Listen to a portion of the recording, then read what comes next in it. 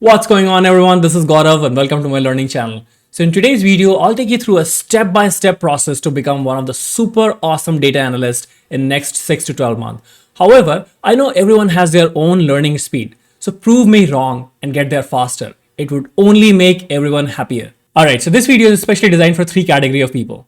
The first one is people who are fresh out of education and are yet to get their first job. I would say out of all, these are the category of people who have the easiest path to become a data analyst.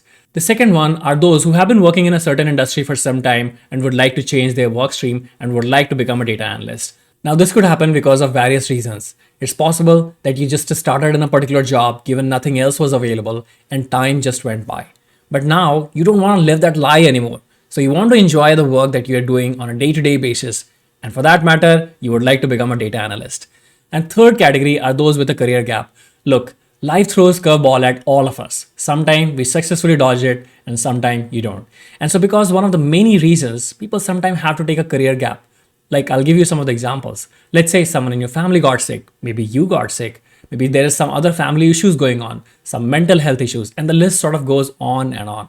Now, once you're out of the job market, it's really a mammoth of a task to get back in. Now, this is primarily because of two main reasons. First one is, once you have a career gap, your potential employer might think that you're not fully up to date with the industry and the technology, and your knowledge is completely obsolete.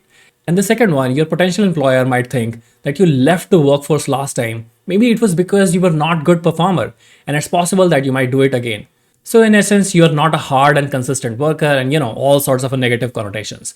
Anyway, whatever be the reason, the important thing is you are here, and with the help of this roadmap, you would be best positioned to crack a job as a data analyst in next 6 to 12 months. So what are we waiting for? Let's get started. Now, before we dive into the details of roadmap, let me spend a quick minute and explain what does a data analyst do on a day-to-day basis. If you already know this, skip to this timestamp. Data analyst, as the name suggests, analyze data. Look, organizations worldwide generate petabytes of data every single day. Everyone understands the power of data, so whoever has the resources, they store all of the relevant information that they can get hold of and use it to further streamline their business. So say for instance, people who work in a finance or a strategy or the risk division are always on a lookout to find new strategies which could further increase their business. One of the way to test their hypothesis or strategy is by running A/B test, where A being strategy 1 and B being strategy 2. Now whichever performs better is being used for future strategies. Now, in case you're wondering where does a data analyst fit into this entire mix and what would they do on a day-to-day basis? So in this particular example, data analysts will devise the best framework so that the multiple hypotheses can be tested with the least amount of experimentation. They would then measure the effectiveness of each one of these campaigns with different tools. Now, data analysts are typically very good in SQL, Excel, data visualization, domain knowledge, and communication skills. Okay, so now I hope you got a good idea about what does a data analyst do. So while we are discussing the topic of introduction, just a bit about myself as well. My name is Gaurav. I graduated from IIT Delhi in engineering. I have about 15 years of experience in data industry. As a part of my work experience, I have worked at ICICI Prudential, American Express, and Goldman Sachs. So currently, I'm leading a team of data scientists for a risk division at Goldman Sachs. In terms of my core expertise, I have a fair grasp of supervised, unsupervised learning techniques, Python, PySpark, SAS, SQL, AWS, and so on. All right, enough about myself. Now let's get to the data analyst roadmap for beginners. So I've divided this entire presentation into two main sections. We'll get started with what are some of the core skills required to become a data analyst, and then followed by some of the important projects that you should work on. And then why is it very important to have a portfolio of projects before you get started as a data analyst. So in terms of skills, there are 5 main things that we'll discuss about. We will first of all get started with MySQL, then Excel, then Python, Tableau, and the last section is a little bit of a mystery, but this essentially means your communication skills. So this is something that you should continue to work on as you are going through each of these individual sections. So to get started with SQL, first and foremost, you will have to install SQL on your local machine. My recommendation will be to get started with MySQL. I have a fair bit of experience with MySQL installation and things like that, and I have found this to be fairly easier as compared to some of the other version of SQLs. However, it's totally up to you whichever version suits you the best. In terms of the topic, I think these are some of the topics that you should cover.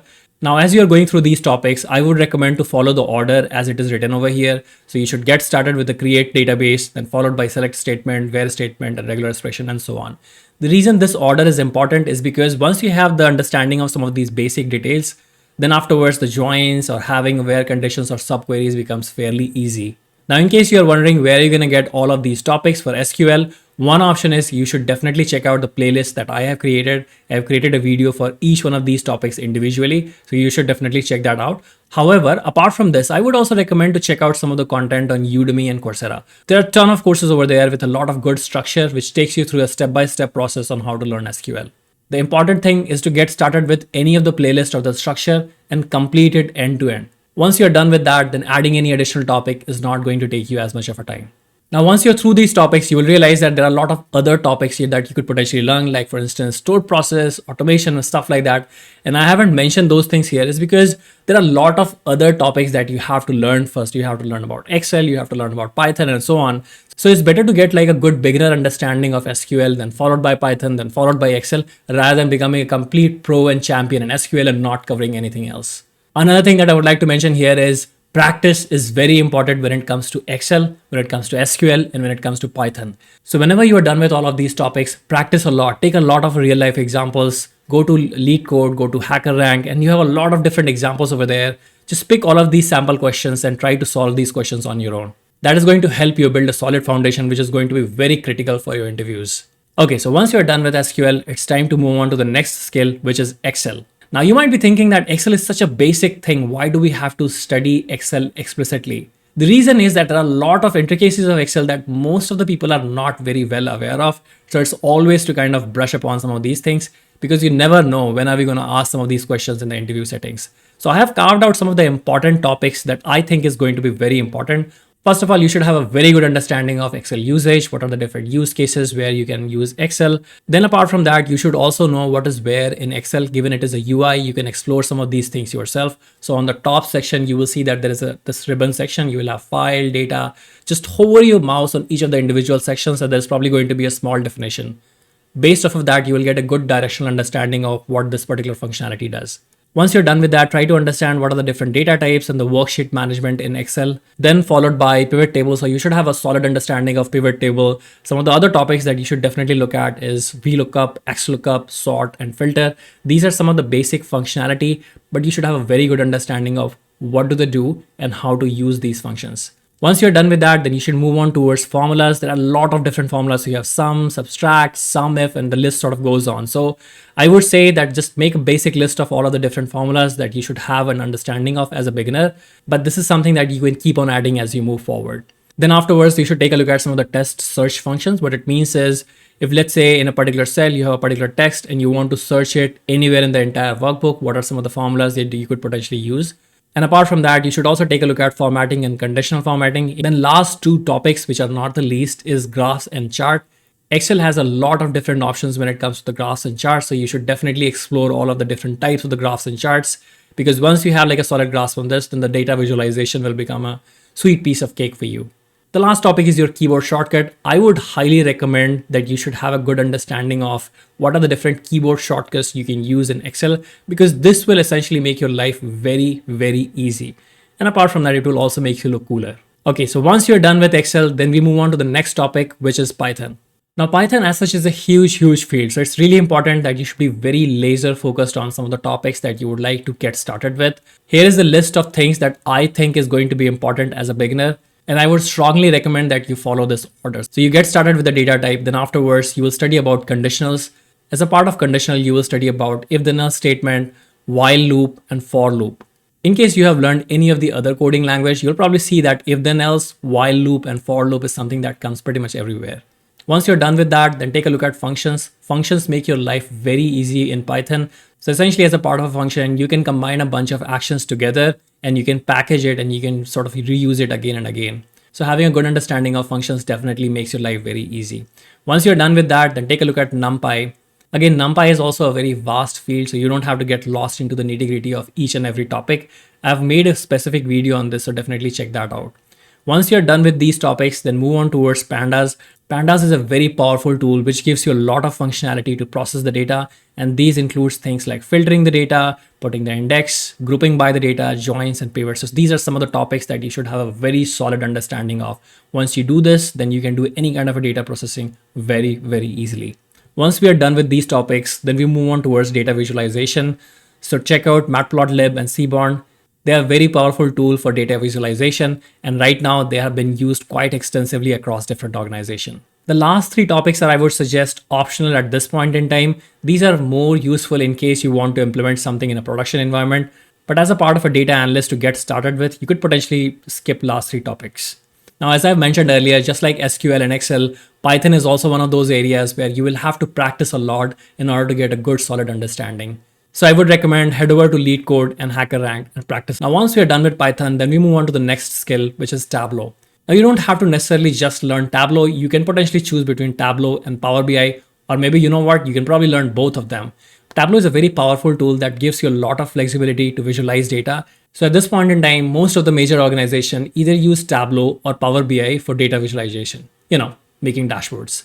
In case you decide that you want to learn Tableau, these are some of the topics that you should focus on. So first of all, you should have a good understanding of what are different usage for Tableau. Apart from that, given it is a GUI, just go on to the different sections and take a look at what are the different functionality that the tool provides. Then apart from that, you should have a good understanding of how to create calculated fields and bins, then followed by the visualization. This is a part where you should spend most of the time. There are lots and lots of functionalities when it comes to the visualization that is being provided by Tableau. You should definitely have a solid grasp on those. Once you're done with that, then take a look at joins, which is essentially how to join two different data sets. However, this is not a very necessary topic as a part of Tableau, because if you're using Tableau, chances are that you're probably going to integrate this with either Python or SQL.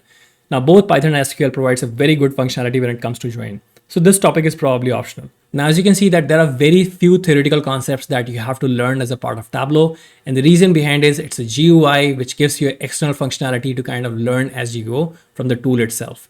I would strongly recommend, once you have a little bit of understanding of Tableau, just to start generating some of the dashboards, or think about what are some of the key important parameters that an organization might want to track. I have mentioned some of the sample dashboard that you could potentially generate. So first one is your campaign performance, which is, let's say a marketing team is running a campaign. They might be interested in running some sort of a A/B test. And as a part of that, once you have the result, then how would you measure the overall effectiveness of a campaign? So you could potentially take some sample data and try to generate a dashboard. Or another one could be your customer retention. So what are some of the key matrices that you would like to track if you want to see that how good is your strategy working for customer retention? Again, sky is the limit when it comes to the dashboarding. There are lots and lots of different parameters that you could potentially track. The important thing is to have a good understanding of how to build a storyline and how to build some of these dashboards. Once you're done with Tableau, then it means you do have a solid understanding of some of the key skills required to become a data analyst. Now it's about time that we utilize it for some sample projects. My strong recommendation will be to have at least 4 to 8 different projects, at least one from each one of these coding languages. So you have SQL, Python, Tableau, and Excel. However, what's going to bring in the real aha moment, if you have a project where you are using SQL along with Python, along with Tableau, along with Excel, so combination of all of these things as a part of a single project is going to be really awesome. So now here is one sample example of what could potentially entail as a part of a project. So you could build a project where you're trying to measure the end-to-end campaign performance monitoring. So first of all, as a part of this project, you should clearly write down what is the problem statement. So as a part of a problem statement, you should talk a little bit about what is the campaign, what are we trying to measure, and what will be some of the key success criteria. Then afterwards, you should work towards cleaning the data, followed by coding your performance matrix in whatever system that you're using. So say, for instance, if you're using SQL or Python, first and foremost, you will have to prepare the data. Then you will have to code some of these performance matrices in the code base that you're developing. You should also clearly call out what is your overall solution structure. So it's not just simply the code, but the entire code base itself should have like a lot of comments. So the coding itself is not very important, but rather how did you arrive at that, and the overall structure of that solution is equally important. So definitely pay a lot of attention to that. And last but not the least is your data visualization, which is your actual dashboard. Now, when you're building these dashboards, there are two important things. One is pay special attention. What is the level of detail that you're providing? Oftentimes people fall into the trap where either they will provide too much of a detail in the dashboard and it starts to look very cluttered, or people might actually provide the information which is all over the place and it's not tying the entire story together. So as a part of a dashboard building, it is really important that you follow a storyline. You start with the basic details, you call out what are some of the key success criteria, and then afterwards you dive into the details and slice and dice the data as it is needed. Try to automate it as much as you can, and that includes writing the automation code in your SQL or Python or within Tableau itself. There are a lot of sample projects available on internet, so definitely check those out. They will give you a very good directional idea. It's totally fine if your first project does not look as good. Important thing is to learn from your mistake and continue on working on different iterations. So the second iteration, third iteration, fourth iteration. And at some point in time, you should get to a point where you feel like that you're not adding a lot of values. And that's your final version for that particular project. You should document each and every step of the project with the right level of details. And then afterwards, you should collate it in the form of a portfolio. Now, this portfolio is something that you are going to carry around or you are going to share with your potential employer. So it's really important that you pay special attention on the formatting as well. Now, if you follow these steps diligently, I promise you that you will become a data analyst in 6 to 12 months easy. If you have any further questions, please do not hesitate to reach out to me. Now, before you leave, I have a kind request. If you like content like this, I would request you to like and subscribe. This is definitely going to help me a lot. I wish you best of the luck in your learning journey. Thank you so much.